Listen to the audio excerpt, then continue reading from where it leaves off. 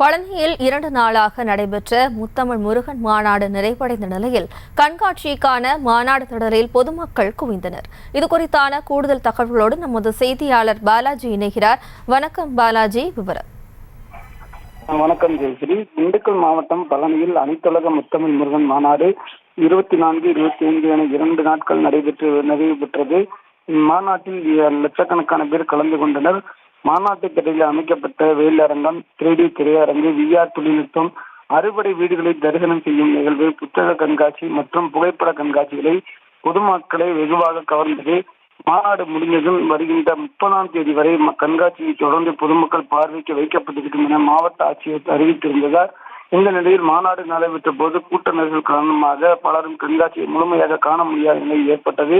கண்காட்சியை தொடர்ந்து பொதுமக்கள் பார்வைக்காக வைக்கப்பட்டுள்ளதால் இன்று ஏராளமான பொதுமக்கள் பார்வையிடுவதற்காக வருகை தந்துள்ளனர்.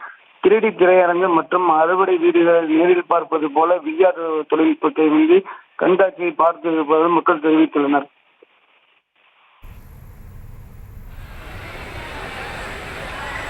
விவரங்களுக்கு நன்றி பாலாஜி.